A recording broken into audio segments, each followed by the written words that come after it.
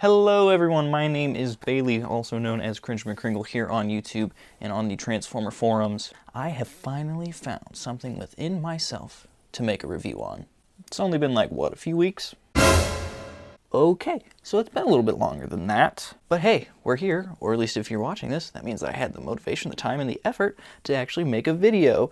Yay, go me. Thank you, thank you, thank you. So you may be asking yourself, what's today's video on? And to that I say, learn how to read. And if you know how to read, you'll know that it is on this. The Transformers Revenge of the Fallen 15th Anniversary Autobot Multipack. 6-year-old me is very happy right now. Now, I will start this totally unbiased review by saying I love the first 3 Michael Bay movies. We don't talk about 4 and 5. They're garbage. 1 is great and pure childhood nostalgia for me. Dark of the Moon is less good, but still solid. And Revenge of the Fallen is by no means a good movie, but I still love it. In fact, I love the movie, the games, the toys, all of it. Revenge of the Fallen is when Transformers was at its peak, and when my childhood was the greatest. I mean, we had the movies, Transformers Animated, Transformers Prime. We had video games, and actually good ones, like War for Cybertron. Hell, we even had G1 on the Hub Network. I literally got to experience the best of Transformers as a kid. And then middle school happened. Now, middle school was my stage of, oh, Transformers are for kids and I'm a grown-up. I was 12. Anyhow, I got mildly back into the fandom 4 years later in 2019 when I found some old Transformers lying around in my closet, so I thought I'd put them up for display. And then, well, a year after that, I took a full nosedive in 2020. Because we all remember what that was like. Needless to say, I bought a lot of old product and a lot of new product, like Studio Series. I mean, that line was literally made for me. We got all movie characters, and they were updated and more accurate and more posable, albeit a little bit smaller than this. And surprisingly enough, I actually got in right at the time of RC Chromia and Alita 1's release back in stores. I actually remember getting mine for about $10 on clearance, so thanks Target. However, I was too late for Studio Series Optimus and Jetfire, so like most collectors during the pandemic, I resorted to eBay, and I bought them on the aftermarket. Jetfire I actually got for a really good price. Optimus... But guess what? 4 years later, we have this. But 2, because I really do like the movies that much. God help my wallet. Now, let's stop the blabbering and get on with the figures, shall we? We'll start with the RC triplets, who I currently have in a fan-created combined mode that resembles their concept art pretty well, I think. I got this design from Sparkside over on YouTube, so go check out his video if you would like to do something similar.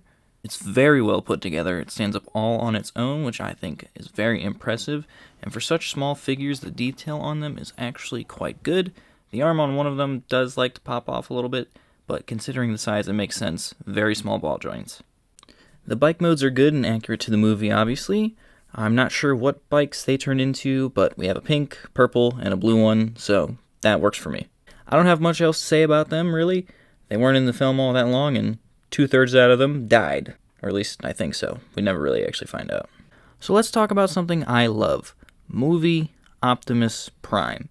While his characterization isn't really faithful to any other continuity, I do love me some Movie Prime.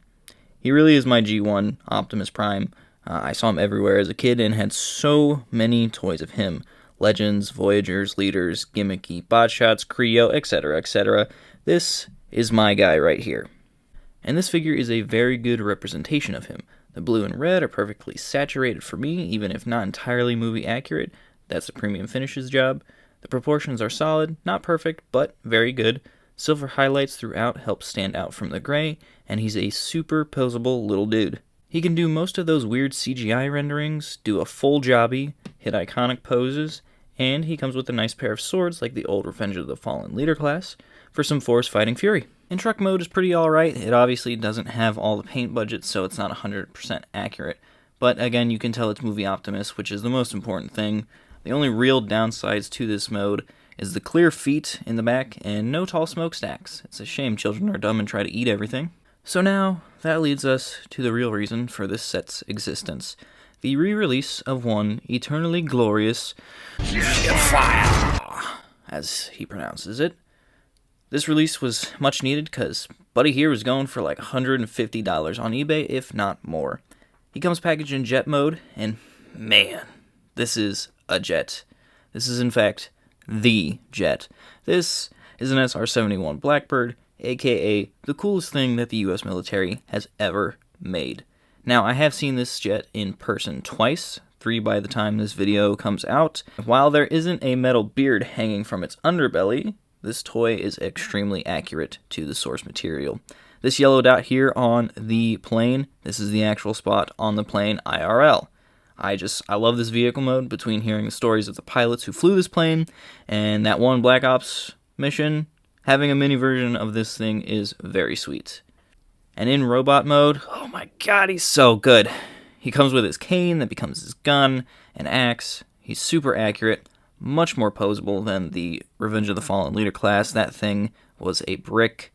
This is where Studio Series shines. It is such a clear upgrade from the original release, and it's so nice for people to have another chance at getting their hands on this figure.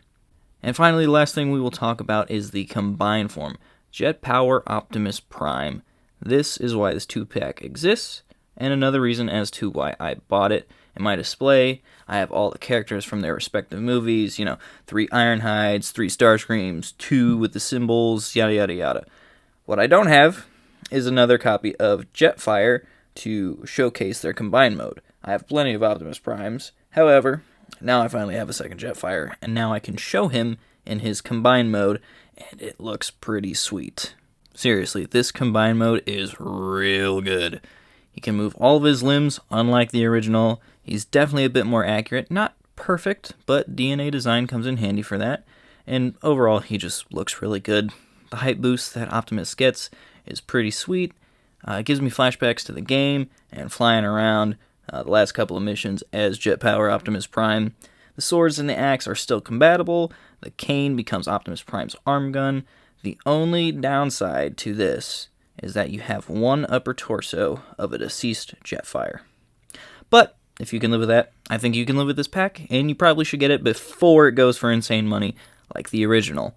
I have a feeling something similar might happen for this multi-pack as well. So yeah, those are my thoughts on the Transformers Revenge of the Fallen Autobot Multipack. A much needed re-release of some figures to help some wallets, give people a second chance at owning these molds, as well as celebrating 15 years of a very, very odd movie.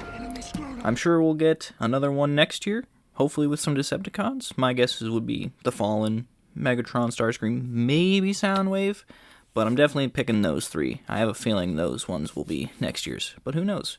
Maybe Hasbro will decide Constructicons. And that will conclude today's video. I am shooting to hopefully have a nice little vlog type video out for TFCon Baltimore, since I will be there that weekend, November 1st through the 4th. Depending on when this comes out, it'll either have just passed or it'll about to happen, so just depends on when I get this video out, but hopefully I should have that out.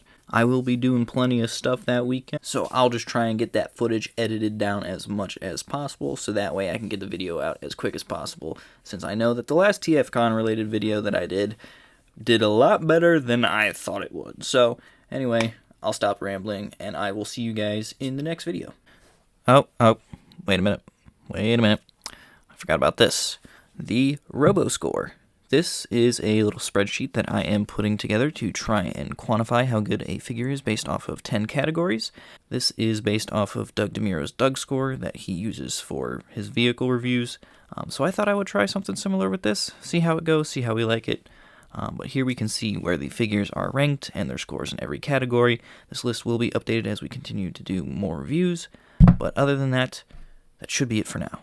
I guess I also should have pointed out that you should really subscribe. You should do that right now.